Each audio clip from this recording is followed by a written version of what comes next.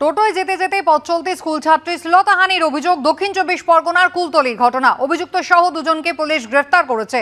ধৃতদের মধ্যে টোটোর চালকও রয়েছে। পরিবারের দাবি, গতকাল সকালে টিউশন থেকে ফিরছিল দশম শ্রেণীর ছাত্রী।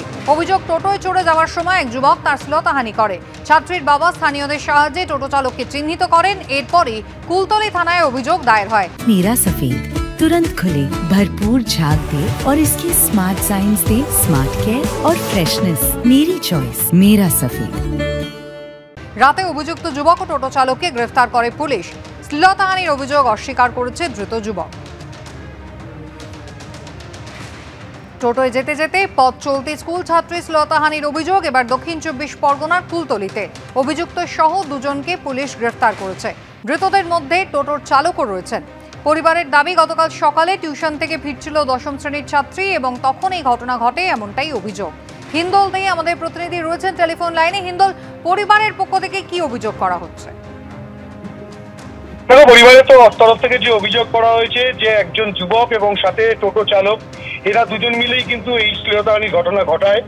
গতকাল যখন টিউশন থেকে ফিরছিল সেই দশম শ্রেণীর ছাত্রী, সেই সময় যে এক যুবক তার শ্লীলতাহানি করে এবং তার সঙ্গে কিন্তু সঙ্গত করে সেই টোটো চালক।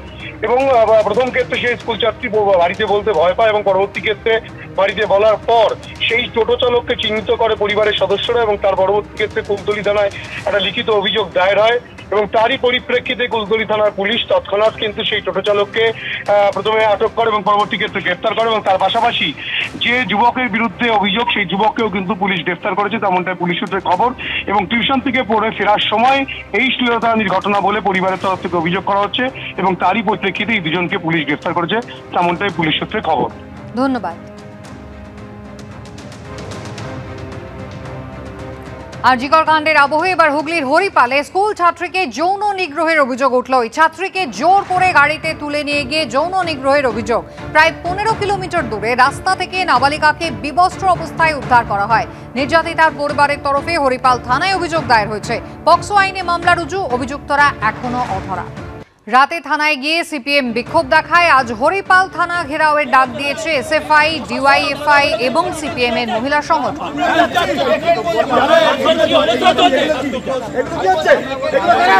এই ঘটনার সাথে যারা যুক্ত তাদের শাস্তি দিতে হবে। আমরা মনে করি যে শারীরিক নির্যাতন করা হয়েছে এবং সেই শারীরিক নির্যাতনে যারা দোষী তাদের শাস্তি দিতে হবে।